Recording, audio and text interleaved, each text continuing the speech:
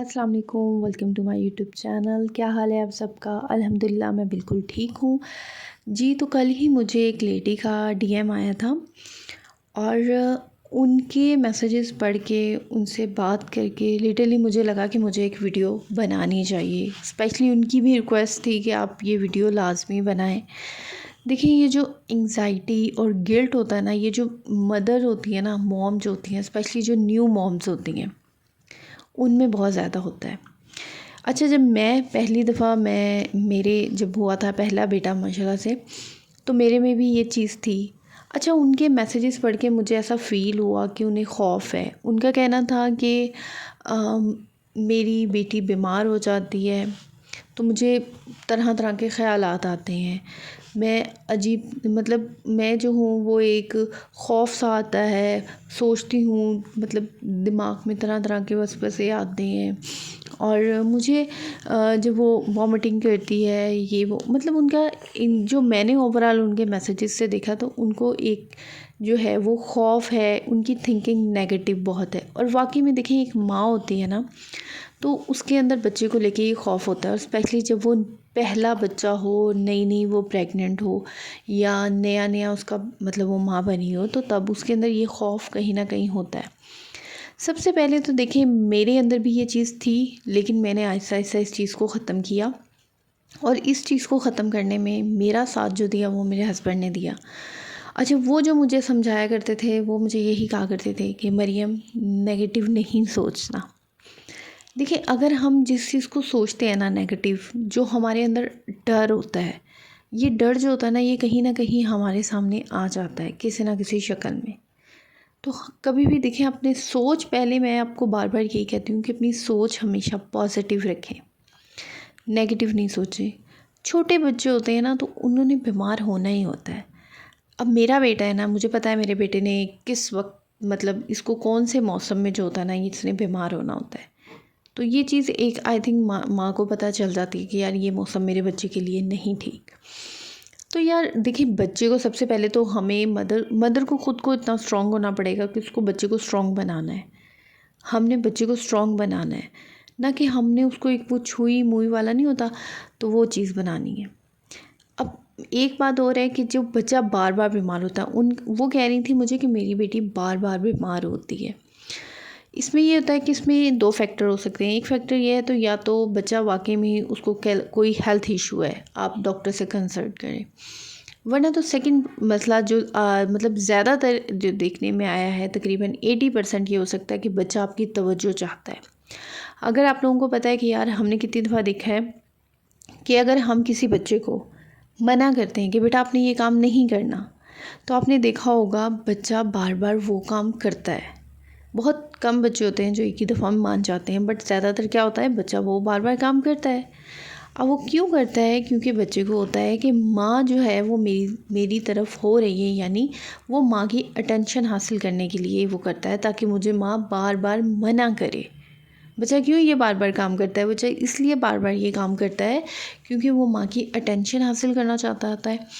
उसको है कि माँ मुझे बार बार मना करेगी, वो बार बार मेरे पास आएगी, मुझे बुलाएगी, मेरे से बात करेगी। तो यहाँ पे ये भी चीज़ हो सकती है कि हो सकता है बच्ची आपकी जो बार बार बीमार होती है, तो वो मे बी आपकी या अपने फादर की या मदर की अटेंशन लेना चाह रही हो। ये भी फैक्टर होता है। मैं पिछले दिनों ही एक रिसर्च पढ़ रही थी, तो मैंने ऐसे उसमें देखा था कि जो बच्चे जब ज़्यादा बीमार होते हैं ना, मतलब वो यही बोल रहे थे कि जब बहुत बच्चा जब बीमार होता है ना, ज़्यादा नहीं, जब बच्चा आम नॉर्मल रूटीन में बीमार होता है, तो मदर को बहुत स्ट्रॉन्ग होना पड़ता है। तो मदर ही बच्चे को एक कोई बात नहीं बेटा, आप स्ट्रॉन्ग हैं, कुछ नहीं होता, छोटा सा है, ठीक हो जाओगे। अब हम बच्चे को जब मेडिसिन खिलाते हैं, तो हम बच्चे को यही कह के खिलाते हैं, कोई बात नहीं, मीठी है, ठीक हो जाएगा मेरा बच्चा, खाए। तो इसी तरह हमने अपने माइंड में भी ये बात सोची कि कोई बात नहीं, नॉर्मली है, बच्चा ठीक हो जाएगा। वॉमिटिंग का इशू है जो बच्ची के साथ, तो यार हो सकता है उसकी कोई हेल्थ में प्रॉब्लम आ रही हो, कोई डाइट में मसला आ रहा हो, तो आप ये है कि उसकी डाइट देखें। और स्पेशली ये चीज़ को नोट किया करें यार, कौन सी चीज़ खाने के बाद जो है बच्चे को वॉमिटिंग हो रही है, बच्चे को तबीयत ख़राब हो रही है, कौन सी चीज़ खाने से हो रही है। क्यों, अब जैसे मुझे पता है कि मेरे बच्चे को क्या चीज़ खाने से जो है वो तबीयत ख़राब होती है, तो मैं उस चीज़ को अवॉइड करती हूँ कि ये ज़्यादा नहीं खाए, ओवर ईटेड ना करे। और फिर इसी तरह ही होता है कि जब हम सोचते हैं, तो अब मदर यहाँ पे क्या सोचती हैं कि यार मैं अच्छी माँ नहीं हूँ, देखो मैं अपनी बच्ची का ध्यान नहीं, क्योंकि देखो जो हमारे यहाँ पे सोसाइटी वाले हैं, अक्सर मैंने देखा है कि बहुत से हस्बैंड्स ये बातें सुनाते हैं कि तुमने तो बच्चे की केयर नहीं की। और ज़ाहिर है ऐसे ही होता है, बहुत नहीं यानी मोस्टली हस्बैंड यही बातें सुनाते हैं कि तुम्हारी वजह से बच्ची बीमार हुई है, तुमने केयर नहीं की बच्चे की। देखिए माँ तो कोई बुरी नहीं होती, माँ तो अच्छी होती है। कौन माँ चाहती है कि उसका बच्चा बीमार हो? लेकिन ये बात थोड़ी हस्बैंड को भी समझनी चाहिए। लेकिन देखिए इसी बात में ना, हम जो मदर होती है ना, वो अपने अंदर एक गिल्ट सा पैदा कर लेती हैं कि यार ये हमारी वजह से हुआ है, मेरी वजह से हुआ है। अब मुझे अक्सर, सही बताऊँ तो मैं अक्सर ऐसे पहले हुआ करता था कि जब मैं नहलाया करती थी सर्दियों में बच्चों को, तो अज़लान को अक्सर खांसी हो जाती थी या हल्का सा टेम्परेचर हो जाता था। लेकिन अब देखिए ज़ाहिर है बच्चा कितने दिन ना नहाए रह लेगा, सर्दियों में भी नहलाना तो होता है, आखिर बच्चे को 3 दिन 4 दिन बाद नहलाना तो लाजमी होता है। तो मुझे ये चीज़ थोड़ा सी होती थी, लेकिन फिर आहिस्ता आहिस्ता मैंने सोचा कि नहीं यार नॉर्मली है, कोई बात नहीं, मौसम है ऐसा, तो मतलब थोड़ी सी बंदा उसकी केयर करता है, कुछ मेडिसिन दे दे, कोई एग वगैरह खिला दे, तो उससे बच्चा नॉर्मल हो जाता है। तो यार हम जितना इस बारे में सोचेंगे ना कि हम अच्छी माँ नहीं है, हमें उतनी ही होगा कि डिप्रेशन होगी, एंग्जाइटी होगी। तो ये चीज़ हमने नहीं करनी। अगर हम खुद ही इन चीज़ों का शिकार रहेंगे, तो आप खुद बताएं हम अपने बच्चों को किस तरह पालेंगे, किस तरह टाइम देंगे उसे।